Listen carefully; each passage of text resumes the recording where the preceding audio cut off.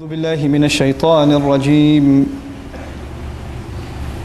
يا بني إنها إن تك مثقال حبة من خردل فتكن في صخرة أو في السماوات أو في الأرض يأت بها الله إن الله لطيف خبير يا بني أقم الصلاة وأمر بالمعروف وانه عن المنكر واصبر على ما أصابك إن ذلك من عزم الأمور رب اشرح لي صدري ويسر لي أمري واحلل عقدة من لساني يفقه قولي فالحمد لله رب العالمين والصلاة والسلام على سيد الأنبياء والمرسلين وعلى آله وصحبه أجمعين ثم أما بعد السلام عليكم ورحمة الله وبركاته. I wanted to take this opportunity to share with you a couple of ayat that belong to Surah Luqman, and they belong within the passage in which Luqman radiallahu anhu is giving advice to his son. And typically at the occasion of a khutbah of Jum'ah or a short talk, we begin from the beginning of this passage and we get through the first couple of ayat and the time is up, and there's so much more beautiful advice in this passage, and in most occasions we don't get around to them, or if we do, we don't give them enough time. But there's some really beautiful pearls of wisdom that Allah Azza wa Jal chose to mention in His book, and it's very beautiful that at the beginning of each of them Allah Azza wa Jal begins the ayah by saying Ya Bunayya, my beloved son, my dear son. Bunayya ism tasghir, meaning my small son, my young boy. It's a term of endearment by the father to the son. In other words, Allah wants to highlight before, there's one thing that the father is teaching his son, but it's another that he goes out of his way to show love before he even teaches him. He makes sure that the son understands that the father loves him. Because a lot of times, especially for dads, it's not on autopilot. Your children don't automatically assume that you love them, especially for fathers. They know automatically mom loves me, but they don't know automatically dad loves me. Automatically they assume dad is usually angry at me.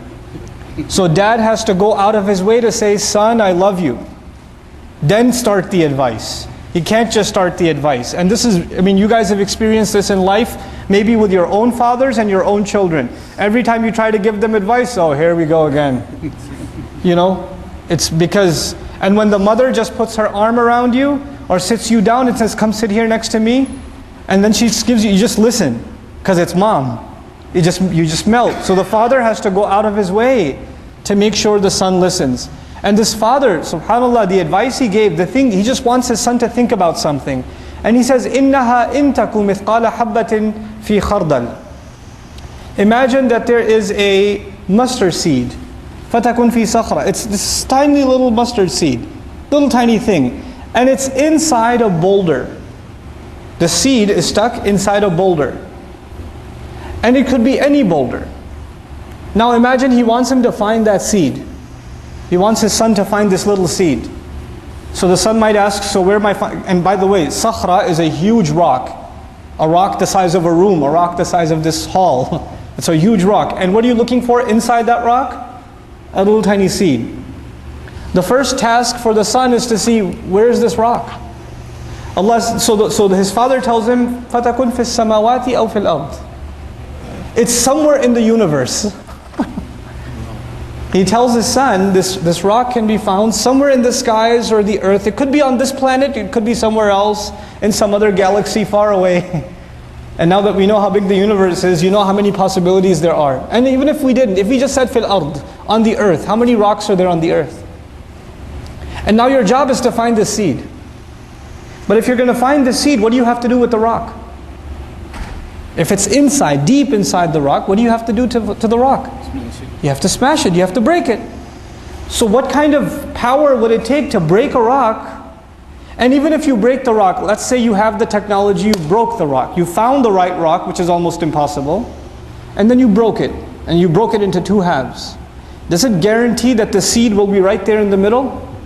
Or is it possible it's inside this half or inside that half? So you break it up into small pieces. You take this gigantic rock, this boulder, and you break it up into rocks this small. Is it guaranteed you found the seed yet? No. It could be inside any one of those small pieces. You literally have to smash the boulder into pieces that are the size of the seed. And now how many pieces do you have? Pieces that are the size of a boulder. Because if you break it up, it's still that size. And within those billions of little tiny specks, what do you have to find? A seed. In other words, the father is telling his son, there's a secret. And this secret is hidden on top of hidden and top of hidden. And it's so well hidden that it's impossible even in your imagination to discover it. إِنَّهَا إِن تَكُ مِثْقَالَ حَبَّةٍ مِّنْ خَرْدَلٍ made of Urdu में कहते हैं राई का दाना, mustard seed. فَتَكُنْ فِي صَخْرَةٍ أَوْ فِي السَّمَاوَاتِ أَوْ فِي الْأَرْضِ يَأْتِ بِهَا اللَّهُ. Allah will bring it out. Allah will bring that seed, and ya'ti, interestingly enough in the Arabic language, as opposed to yaji' bihillah. Ja'a in Arabic means to bring something with some effort. Some big thing, a major project, ja'a. Something that's casual, easy, ya'ti. No problem, Allah will just bring it out. Allah will pull it out. Ya'ti bihallah. Inna Allaha latifun khabir. The quality of Allah mentioned by the father to his son is Allah is precise, He's subtle, latif. It's a very interesting quality. Just because somebody is powerful does not mean that they are precise. Does not mean that they're precise. You have the power to break the rock, but you don't have the precision to find that little seed. So power itself is empty, it's pointless without precision. That's why Allah's power is coupled with His precision, His latif. So Allah describes, for example, when water falls. When water falls, every drip, every drop of water, asaba, He targets it like an arrow is shot. Like Allah knows where every drop is going to fall precisely. Precisely. When the nation of Lut is destroyed, for example, Lut alayhi salam, Allah describes that the rocks, musawwamatan, they were named. Every little pebble that fell from the sky had the name, who's this bullet written for? And where's it going to shoot him? Talk about precise sniper fire. It's coming from the sky with a name on it. It's got engraving on it, this is meant for that guy and it's going to kill him in this way. Subhanallah. That's precision of Allah. So He says latif and then khabir. Khabir meaning Allah is not only is He precise, Allah is fully knowledgeable, fully aware. He's telling his son this so the son appreciates how powerful Allah is. And the son has a new appreciation when you know how you tell your children, hey kids, remember, I'm going over there but Allah is watching. Allah is watching, and the kid goes, yeah, I know Allah is watching, yeah, I know. I got it, Allah is watching. He wants his son to appreciate, what does it mean Allah is watching? What does it mean there's nothing secret to Allah? So he wants to give him a very powerful example. What we're learning here also is that the father goes out of his way, he thinks, how can I teach my son this lesson? And he went out of his way to figure out, well, maybe if I teach him this way, it'll stick in his head. And Allah likes his example so much, He made it part of the Qur'an. He made it part of the Qur'an, this beautiful example. And of course, this example is inspired by the wisdom Allah had granted Luqman to begin with, radiallahu anhu. So now that you know Allah is watching, now He gives him the advice. The first ayah was about Allah, then He gives him the advice. And so He says, Ya bunayya aqimis salat. My son, pray, establish salat. And فهناك فرق بين يا بني صلي ولم يقل يا بني صلي. My son, pray. He said, Ya bunayya aqimis salat. Establish prayer. Institutionalize prayer. Establishment as an image in the Arabic language is to build something. It's to make something stand. It's as though everything else can be moved, but the pillar in the building cannot be moved. You can move the furniture, but you can't move the pillars. So in your day, everything else can move.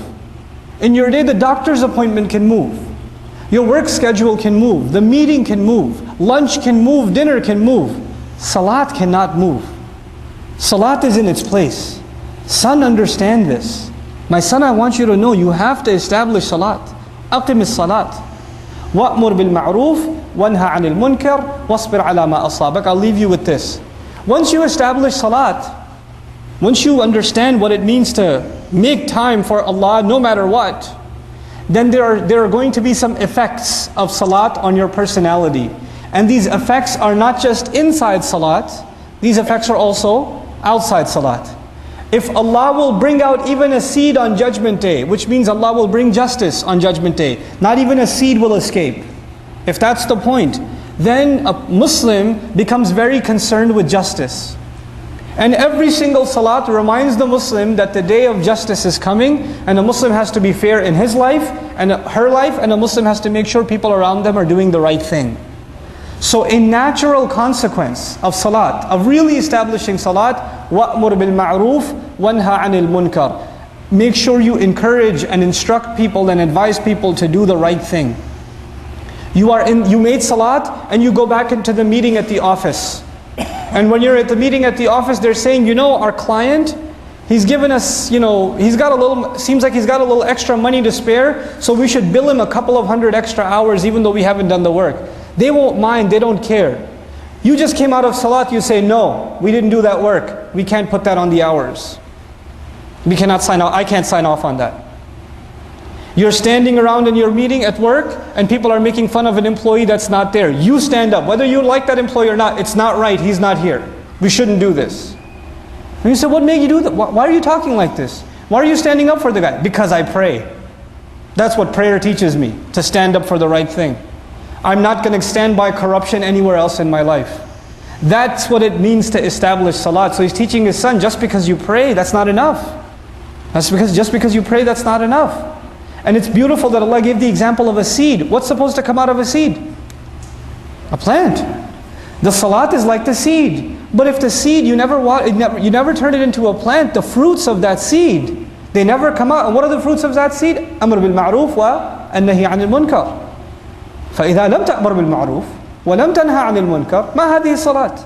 What kind of salat is this? It doesn't make you enjoying good and forbid evil. What is that? وَاصْبِرْ عَلَى مَا أَصَابَكَ. And then that's the final advice in this ayah. Be patient over whatever targets you. Because when you stand up for the right thing, or you speak out against the wrong thing, in the house, at the office, in business, with business partners, with the employee, with the employer, with the coworker, with the person you're riding with in the car, when you speak out and say the right thing, they might get upset with you. They might not like what you have to say. Nobody likes justice, let me tell you, around the world. You talk about justice, you get in trouble. You tell your dad, I don't think that's fair, Dad. I don't know if you should have paid him his full salary. I don't know if you should have done that. Well, who are you, kid? Who are you to talk to me like that? Nobody likes to hear about justice. Nobody likes to hear about fairness. So you're going to have to be patient with the consequences of speaking out. وَاصْبِرْ عَلَى مَا أَصَابَكَ. And this is a cycle, because when your patience is tested, you will need strength. And after a few hours, you go back to Allah for salat, and you gain your strength again. And then you go back out again, and you stand up for the right thing again. And you cycle like this. He's turning his son into a leader. He's turning his son into a role model. This is what Islam is supposed to look like. This is what salat does. I'll leave you with this last bit of thought.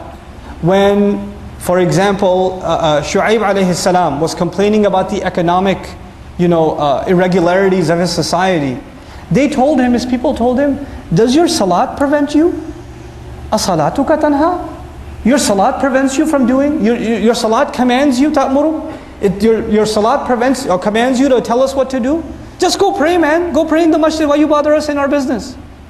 But Shu'aib alayhi salam understands, salat means that you learn the importance of justice.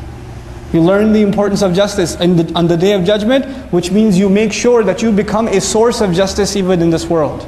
May Allah Azza wa Jal help us understand the implications of our salawat. All this salat we're making in Ramadan, let's turn those seeds into plants. Let's establish some justice in our homes, in our workplaces, in our businesses. Barakallahu li wa lakum. Wassalamu alaikum wa rahmatullahi wa barakatuh.